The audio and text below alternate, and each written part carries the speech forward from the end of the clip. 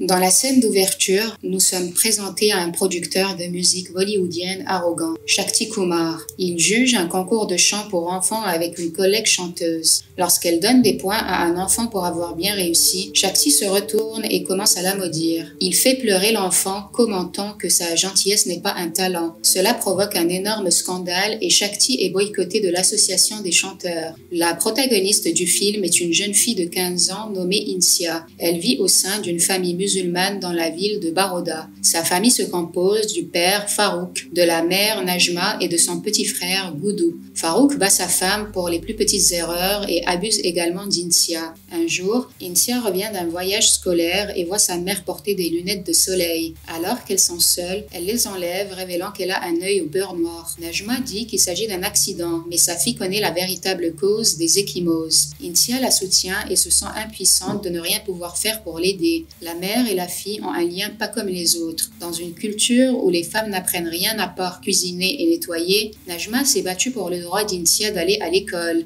Elle a également fait d'Insia une chanteuse talentueuse après lui avoir offert une guitare alors qu'elle n'avait que 6 ans. Le rêve d'Insia est de devenir chanteuse professionnelle, mais elle sait que tant que son père sera son tuteur, cela ne se réalisera jamais. Alors qu'elle se trouvait dans le train, on lui a parlé d'un concours de chant inter-école où le gagnant reçoit un ordinateur portable. Elle en parle à sa mère et décide de demander la permission à son père lorsqu'il rentre du travail. À son grand désarroi, Farouk est de mauvaise humeur parce que Najma a oublié de mettre du sel dans son curry. Il lui jette l'assiette au visage et fait irruption dans sa chambre. Insia s'abstient de lui poser des questions sur la compétition, craignant de l'agiter encore plus. C'est devenu une routine pour la famille et Insia en a assez. Elle dit à sa mère de divorcer, mais Najma n'a pas d'argent pour prendre soin d'elle sans son mari. Le lendemain, Insia rentre à l'école et voit un ordinateur portable sur la table. Najma le lui a acheté car elle n'était pas en mesure de demander à son père la permission de participer au concours. Insia célèbre cela en montrant à sa mère plusieurs choses sur l'internet. La semaine prochaine, Farouk est absent, elle est aux anges. L'ordinateur portable apporte de la joie à la famille dont la seule forme de divertissement était la télévision jusqu'à présent. Ensuite, Insia décide de faire une vidéo YouTube d'elle-même en train de chanter, mais se rend compte que si elle montre son visage, son père le découvrira. En la voyant frustrée, Najma lui suggère de porter une burqa. De cette façon, le public peut se concentrer sur la chanson et son père ne la reconnaîtra pas non plus. Insia chante une chanson originale pour sa première vidéo et la télécharge sous le nom de Superstar Secrète. Elle attend que les vues grimpent, mais cela n'arrive jamais. Quelques jours plus tard, Insia abandonne YouTube et continue sa vie. Mais dès le lendemain, elle constate que plus de 11 millions de personnes ont regardé la vidéo et tous la complimentent pour sa voix. Sa mère est très contente, mais elle a peur que son mari soit mis au courant. Elle rappelle à Insia de redoubler de prudence sur Internet. Le lendemain, Farouk rentre chez lui après un voyage d'1 mois et voit l'ordinateur portable. Najma dit que c'est le cadeau d'Insia de la part de son oncle à Mumbai. À leur grand soulagement, l'homme ne pose pas d'autres questions. Quelques jours plus tard, il repart pour un autre voyage. Dès qu'il part, Insia ouvre son ordinateur portable et enregistre une deuxième vidéo. Cette fois-ci, elle chante une chanson auto-écrite sur sa mère qui devient virale en une seule journée. Elle commence à attirer l'attention des producteurs de musique tout en gagnant beaucoup d'adeptes. À la fin du mois, elle apparaît sur le journal. Ensuite, on nous présente un des camarades de classe d'Insia nommé Shintan. Il a le béguin pour elle et l'a entendu chanter pendant des années. Un jour,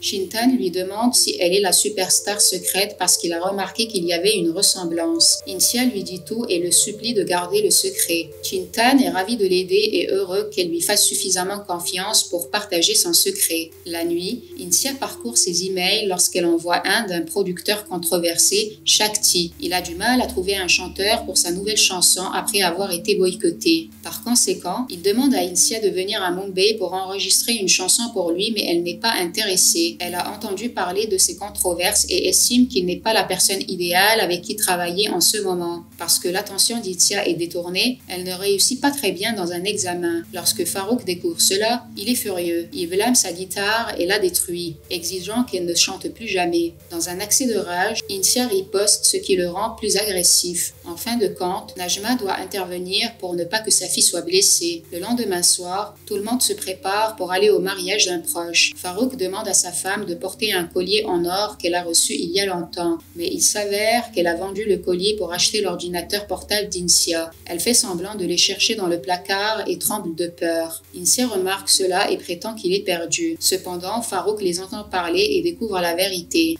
La rage se fait voir dans ses yeux alors qu'il déclare qu'il n'ira plus au mariage. Insia se rend compte que sa mère est en difficulté et prend elle-même le blâme. Mais rien de ce qu'elle dit ne l'arrête. Il gifle sa femme et ordonne aux enfants d'entrer dans la pièce. Insia tient Goudou dans ses bras et pleure, incapable d'entendre les cris de sa mère. Un peu plus tard, le bruit s'arrête et elle court dehors pour voir sa mère sur le sol, mais Farouk n'en a toujours pas fini avec elle. Pour l'arrêter, Insia jette son ordinateur portable du balcon et demande pardon. La mère et la fille regardent l'ordinateur portable cassé, voyant tous leurs rêves et espoirs écrasés devant leurs yeux. Au cours des prochains jours, elle ne parle à personne. Shintan remarque le comportement étrange d'Insia et lui remonte le moral à l'école. Quelques jours plus tard, Farouk rentre chez lui avec des bonbons. Il révèle qu'il est transféré à Riyad en Arabie Saoudite et qu'il prend toute la famille. Il a même arrangé le mariage d'Insia avec le fils d'un ami. Insia est totalement contre le déménagement à Riyad, sans parler du fait de se marier à 15 ans. Elle est particulièrement en colère contre sa mère parce que Najma savait que Farouk planifiait cela, mais elle ne l'a jamais dit à Insia. Plus tard, Insia regarde la télévision lorsqu'elle entend les nouvelles du producteur de musique Shakti. Il vient de divorcer de sa femme et cette dernière a le contact de la meilleure avocate spécialisée en divorce du pays. Si Insia rend service à Shakti, il pourra la mettre en contact avec l'avocate qui aidera sa mère. Le lendemain, elle demande à Shintan son téléphone et appelle le producteur. Il est prêt à lui envoyer un billet pour Mumbai le lendemain. Insia est sceptique car elle n'a jamais quitté la maison sans ses parents. Elle se sent mieux quand Shintan promet de tout arranger pour elle. Le lendemain matin, elle place une burqa dans son cartable et reçoit le billet d'avion de Shintan qu'il a imprimé pour elle. En arrivant à l'école,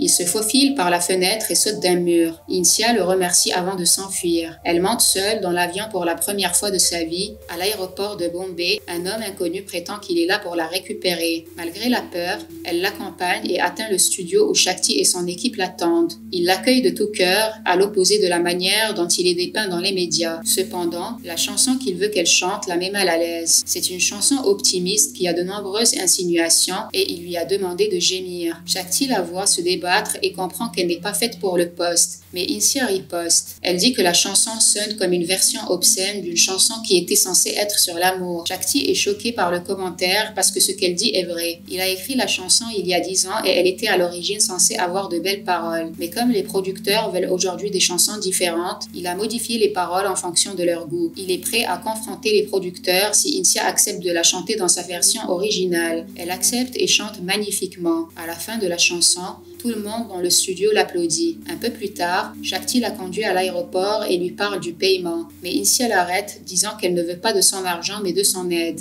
Elle veut rencontrer l'avocate de son ex-femme spécialisée en divorce pour aider sa mère. Au début, Shakti ne veut pas l'emmener chez la femme parce qu'elle le déteste. Mais voyant qu'Insia est désespérée, il fixe un rendez-vous pour la semaine prochaine. Insia rentre chez elle en fin de journée sans que personne ne la soupçonne. La semaine d'après, elle s'envole à nouveau pour Mumbai avec l'aide de Shintan. Shakti l'amène au bureau de l'avocate. Insia lui raconte tout sur ses parents et demande de l'aide. La femme lui donne un dossier de papier et lui demande d'apporter la signature de sa mère. Si elle les signe et se rend à la police, Farouk sera arrêté. Dès lors, elles peuvent non seulement le poursuivre pour violence, mais aussi obtenir un accord de divorce. Le soir, Insia rentre chez elle et parle à sa mère des papiers avec enthousiasme. Mais Najma ne lui rend pas l'appareil. Elle est choquée que sa fille s'envole vers une autre ville. De plus, Insia n'a jamais demandé à Najma si elle souhaitait divorcer, comme son père n'a jamais demandé à sa mère si elle voulait se marier. Najma a l'impression que tout le monde prend des décisions pour elle et qu'elle ne contrôle plus sa vie. Insia traite sa mère de lâche pour ne pas avoir défendu leur vie. Elle arrête de lui parler, certaine que Najma est responsable de tout. Puis un après-midi, la tante d'Insia la surnomme le mal incarné pour avoir manqué de respect à sa mère. Elle révèle que lorsque Najma était enceinte d'elle, Farouk voulait avorter le bébé. Najma a été battue et emmenée à l'hôpital, mais elle s'est enfuie. Elle n'est revenue qu'après 10 mois avec un bébé et a promis qu'elle avorterait si elle tombait à nouveau enceinte d'une fille. Heureusement, ce n'était pas le cas, mais Insia, la traitant de lâche, avait tort compte tenu du courage de sa mère. Après avoir découvert ce que Najma a traversé, Insia est prête à faire tout ce qu'elle dit.